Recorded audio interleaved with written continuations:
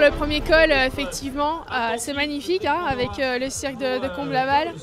Après, j'ai pas vu la suite et il paraît que c'est la suite qui pique vraiment. Donc, bon voilà, je préfère laisser la découverte aujourd'hui, cet après-midi, quoi. Ouais. Avec Emma, on n'a jamais la même stratégie de course parce que, elle part souvent très très fort à vélo et donc voilà, moi je suis en préparation pour l'Ironman d'Italie, donc du coup, j'ai pas du tout déchargé pour cette course-ci. Donc voilà, je crois qu'Emma, elle vient pour prendre du plaisir, moi aussi. Donc voilà, c'est jamais l'une contre l'autre sur ce genre de compétition. C'est à celle qui sera en meilleure forme ce jour-là. Voilà. On se connaît très bien. On fait beaucoup de courses un peu vallonnées ensemble. En général, je sors un petit peu devant de l'eau. Donc voilà, il faudra juste pas qu'elle me rattrape sur le vélo parce qu'elle court un peu plus vite. Elle a un vélo de chrono, je crois. Donc moi, je suis en vélo de route. Donc avec un peu de chance, je vais grappiller quelques secondes dans les descentes et sur les parties techniques. J'espère que ça va suffire jusqu'à la fin. Allez, à ma gauche, j'ai vu des gens qui tapaient dans les mains. Je vois des sourires sur le visage, ça tombe bien. Je vous assure que la qualité de l'eau est exceptionnelle. Voilà. Et puis quand vous levez la tête, vous voyez ces roches rouges en face, là, c'est magnifique. Et même la végétation autour, même en plein été, vous voyez, il y a des couleurs différentes. Alors ouais, il y a une difficulté dans l'épreuve quand même, c'est que voilà, la température de l'eau, alors on l'annonce toujours à 18, 19, 20 degrés, mais en fait, elle est sur 20 cm, elle fait 20 degrés. En dessous, elle est bien plus froide parce qu'il y a une résurgence des grottes de Thaïs là derrière. Et l'eau, elle sera 10 degrés.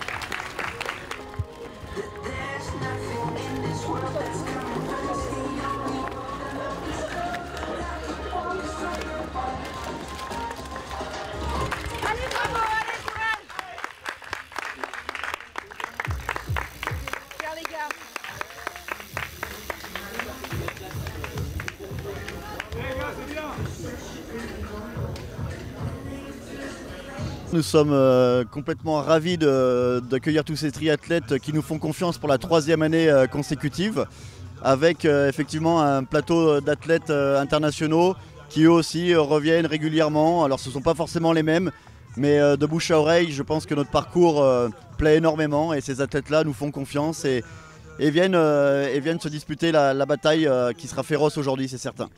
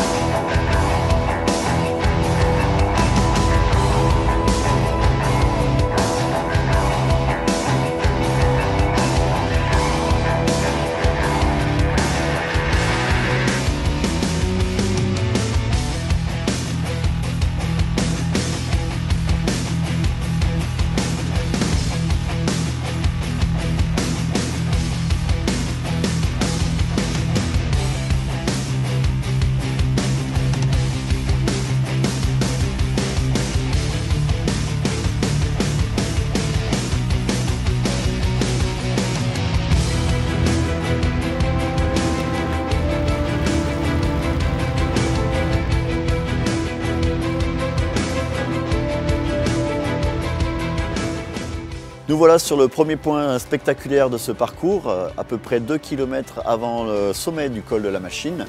Ici, les coureurs ont parcouru 30 km et à peu près 1000 mètres de dénivelé déjà depuis le départ. On voit les conditions météo ont déjà changé. Nous sommes sur une partie un petit peu plus plate que le début de l'ascension, qui permet aux coureurs de récupérer avant d'engager la descente sur le village de Saint-Laurent-en-Royans. Ici, on est dans les passages les plus authentiques avec ces fameuses routes en encorbellement. Une route qui a été taillée complètement dans la roche, une partie plus plate juste avant d'attaquer la descente. Nous avons perdu 10 degrés par rapport à la température ce matin en bas au village de départ. Les coureurs arrivent au sommet du col de la Machine dans 2 km. Ensuite, une longue descente les attend jusqu'au village de Saint-Laurent-en-Royans. En termes de difficulté, ils ont fait à peu près 1000 mètres de dénivelé ici. Il en restera donc 2000 sur la suite du parcours.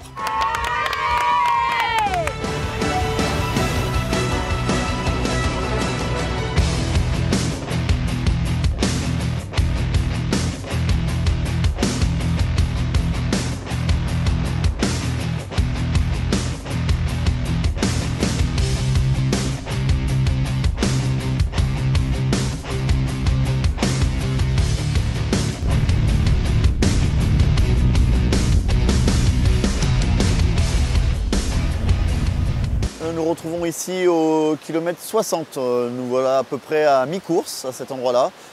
Les coureurs sont redescendus du col de la Machine et après un petit moment de répit, 10 km de plat, on attaque le deuxième gros morceau de la journée en direction du col du Mont-Noir. Un début d'ascension relativement facile dans les gorges de la Bourne où on est à 3-4% en moyenne pour aller sur un col qui va se durcir de plus en plus jusqu'au Mont-Noir.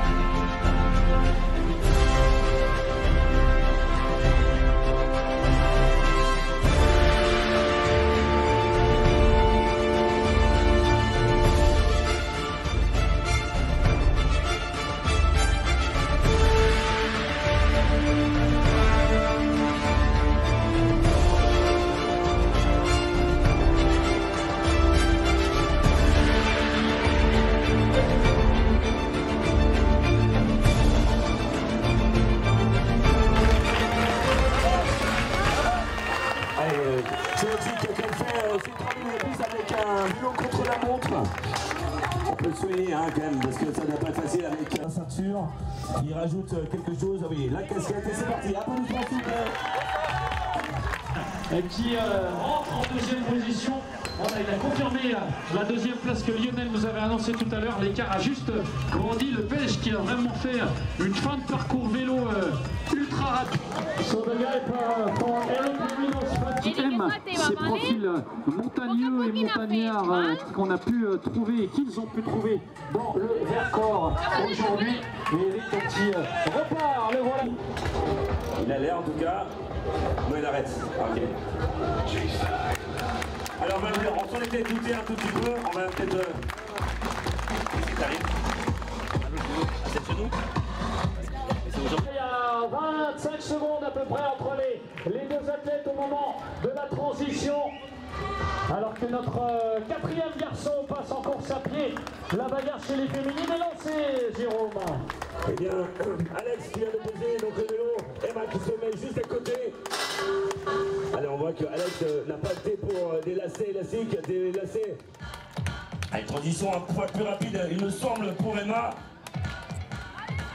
Eh oui, comment rapide qu'elle a parti, on va partir ensemble. Et bien sûr, que l'on commence pour les deux filles qui partent maintenant.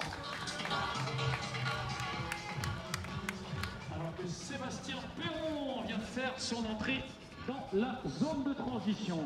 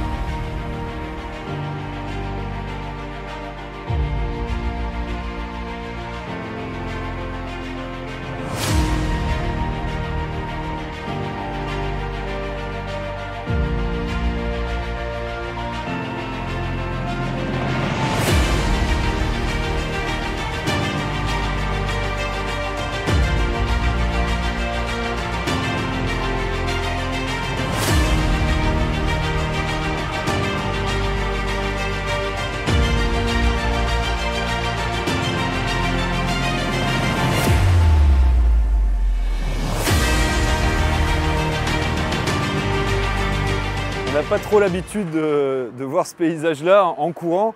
Et là, je ne sais pas si vous le savez, mais là on est sur un aqueduc qui est à 50 mètres d'altitude, mais en dessous de nous, il y a de l'eau. Il y a de l'eau qui s'écoule. Donc c'est quand même assez phénoménal. Alors il y a ces petites vibrations typiques de l'aqueduc.